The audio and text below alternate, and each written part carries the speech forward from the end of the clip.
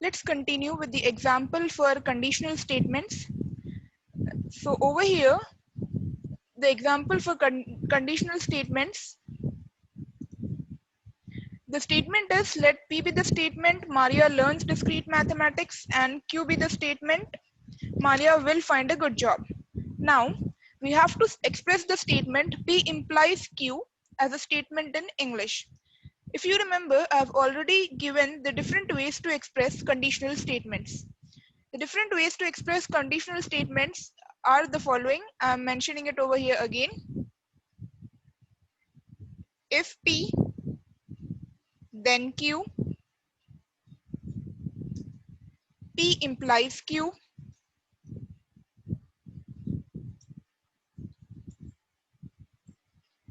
P only if Q.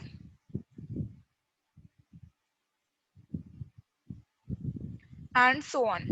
So the simplest one will be if Maria learns discrete mathematics, then Maria will find a good job. So this is the first one, if P, then Q. Okay. So now let's see at the solutions. The solution can be any of the following.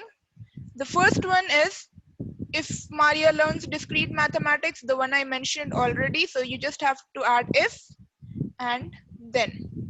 The next solution is when, P whenever Q, or it is actually Q whenever P. Maria will find a good job when she learns discrete mathematics. Now the next one, for Maria to get a good job, it is sufficient for her to learn discrete mathematics. So this is Q is sufficient. Q is sufficient for P. The last one is Maria will find a good job unless she learns discrete mathematics. So this is it. Now we go on to other kind of conditional statements. So conditional statements is a special and important connective that is in apart from conditional statements, we have three other things which are converse, inverse and contrapositive. So our conditional statement suppose is P implies Q, then the converse of P implies Q will be Q implies P.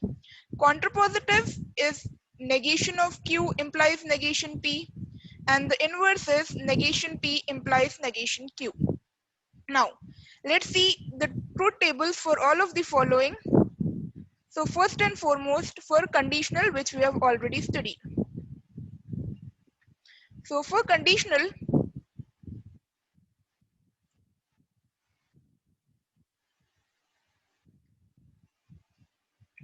we have the truth table will be the following: true, true, false, false. You have to remember that whenever we have two propositional variables, they will have four rows, and that will be in the following way. So true, false, true, false.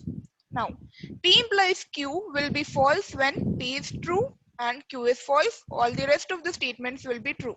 This is something which we have already studied. Now for the next thing we have to remember is converse. So I am drawing the truth table for converse now. For converse, the same thing will continue: true, true, true, false, false, true, false, false. Now in this case, we have to look for Q being true and P being false, since we have it in the opposite way. Q implies P. So in the case of Q implies P, the first one should be true and the second one should be false. In that case, it will be false. All the other cases, it will be true. The next thing. Next we have to look for inverse. inverse. So inverse, the same way we have to write for negation P and negation Q. So this P and Q, I'm changing it to negation, and we will try to find the negation value. So over here, we have the PQ values. We will directly write the negation over here. So P is true, true, false, false. The negation will be false, false. So if it is true, the negation of P will be false. So the same rule applies over here. And the same way we are supposed to do for Q. So if Q is true, negation of Q will be false. Q is false, negation of Q will be true. So false, true. Now, negation of P implies negation Q. So we have to look for the case where the first one is true and the second one is false. It is this case, it will be false. All the rest will be true. Now, the other last one is contrapositive.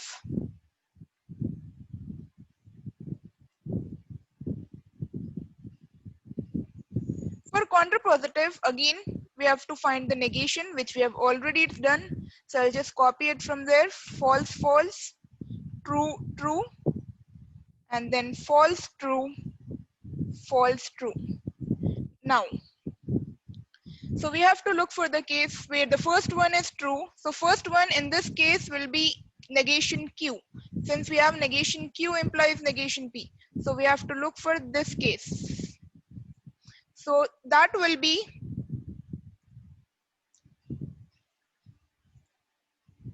false. All the rest will be true. Now, if you notice over here, conditional and contrapositive, the second row is false. For conditional and contrapositive, the second row is false and the rest all are true. So both of them are equivalent. We will learn the term equivalent later, but now just to understand, we will say both of them are equal. The same is the case for converse and inverse. For converse and inverse also, both of them are similar. The last columns of converse and similarly the last column for inverse. Look at these columns. So both of them are similar, so these are equivalent. Okay, now let's move on. Biconditional statements. For biconditional statements, so this is the last logical operator that we have.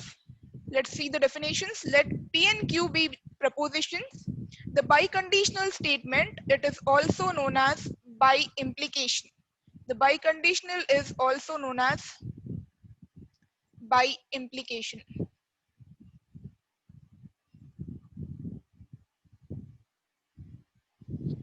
If P implies P by implication Q, which is read as P if and only if Q, or it can also be read as P if Q. So this I with a double F indicates if and only if. Now, biconditional, the rule for biconditional is when P and Q have the same truth values, when both of them are true, let's see directly at the table by now, when both of them are true and both of them are false. So that is when both of them have the same truth values, then biconditional will be true. In the case where both of them have different values, the biconditional will be false. Okay, now P implies Q. This is a note that P biconditional Q has the same truth values as P implies Q and Q implies P. So we will see a truth table later. For now, you can just remember this, and then if and only if can also be expressed as if. Let's see an example. If P is the statement you can take a flight and Q is the statement you buy a ticket, then P by conditional Q is you can take the flight if and only if you buy a ticket. So also implication will be if you buy a ticket, you can take the flight. If you don't buy a ticket, you cannot take the flight. So another example we'll see over here. Before that, let's see some compound propositions. Compound propositions are when you use connectives and build a compound proposition involving any number of propositional variables. So this is just an example to show you how we create a truth table for compound proposition. I'll create one later. For now, you can just notice over here that since we have only two variables P and Q, we will have 4 rows or 4 cases. And we have the 4 cases as following: true, true, true, false, false, true, and false, false. Then we have a negation queue. So we have to create a row for negation. Then we have P or negation queue. So every time we are supposed to solve a complicated compound proposition, we have to solve them each bracket by bracket, which means that you have to solve the first part and the second part, and then you have to join them together with whatever connective you have. So if you have here P or negation Q. So let's try to remember the rule for OR. So the rule for OR is if one of them is true, then it will be true. So if P or Q, the rule is if P is false, Q is false, then P or Q will be false. So over here, let's look. P is false, Q is false, then OR will be false. So this part is done. Next we have P and Q. To remember the rule for P and Q, the rule was if both of them are true, then P and Q will be true. Okay, so P is true, Q is true, P and Q is true. The rest of them are false. After that, we have both of these compound statements connected by the connective implied. So in the case of implied, if the first one is true, P is true. If you look at it in the form of P implies Q. If the first one is true, second one is false, then it will be false. Now let's look. So over here we have true, true. So it will be true. The first one is true. The second one is false. It is false. False, false. We will have it as true. The next one is true, false. We have it as false. Okay. So this is just an example. I'll show you how to draw in the next further slides. So over here, just let's just have a recap. Recap for all the connectives. So we have over here, I'll write P and Q, P or Q, P implies Q, exclusive OR, and biconditional or by implication. Now for the first scenario of AND, if both of them are true, then it will be true. All the other cases are false. For the case of OR, if both of them are false, it will be false. All the other cases are true. Then the next one is conditional. For conditional, if P is true, Q is false, it will be false. All the other cases are true. For exclusive OR, if one is true, the other is false. If exactly one of them is true, then we have them as true. So over here, if you notice, P is true, Q is false. P is false, Q is true. So in that case, it will be true. The other cases will be false. Now there is a reason why I wrote biconditional with XOR. You have to remember that biconditional and XOR tables are exactly opposite. That is, in the case of biconditional, if both of them are similar, we write it as true. So if both of them are true, it is true. If both of them are false, it is true. The other two cases will be false. Okay. Now, if we want to take an example of this statement, P and Q or negation P. Let's see this. So we have PQ over here, and even the results for P and Q is directly given. So I'll just take negation P. Since we have two variables only, we have to take only 4 rows. Remember that. So over here, negation P. So negation of P will be, we have to come back over here, true, true, false, false. So the negation will be false, false, true, true. So this is our proposition that I want to find the truth table for. Now, P and Q, I'll just copy from there, which is the first, P and Q is the second column. So we have it over here as true, false, false, false. Then I just want the result for P and Q or negation P. Now, so P and Q or negation P, we have the symbol or. So the symbol or, it means that we have to check when both of them are false, it will be false. So that is the second row. Apart from that, all the other cases are true. Now, if you notice, P and Q or negation P is similar to P implies Q. So this is similar to P implies Q. Okay. Construct a truth table for these compound propositions. So we have over here, I'm doing the first one, and since we have three variables, we have to take 2 cube 8 rows. So in this case, we will have in this way, true, true, true, true, false, false, false, false. So this is similar to considering a binary number with 3 digits. So you will have 0, 0, 0, 0, 0, 1, 0, 1, 0, and so on. I hope you remember it from C. The next will be true, true, false, false, true, true, false, false.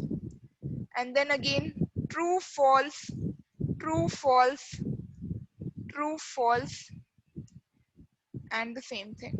So basically, if you notice, these cases where each of them is true, one of them is false, we created truth table in this case, and now we are supposed to find negation Q because our final statement has a negation Q. So the negation of Q will be, if it is true, it will become false, false, true, true, it is true, and the same thing. Now, negation of Q with R. So negation Q or R, the symbol over here is or. So when it is or, it means that when both of them are false, then it will be false. In all the other cases, true. So let's just look for both of them being false. So over here, this case and in this case. So both of them are false. The rest of them are all true.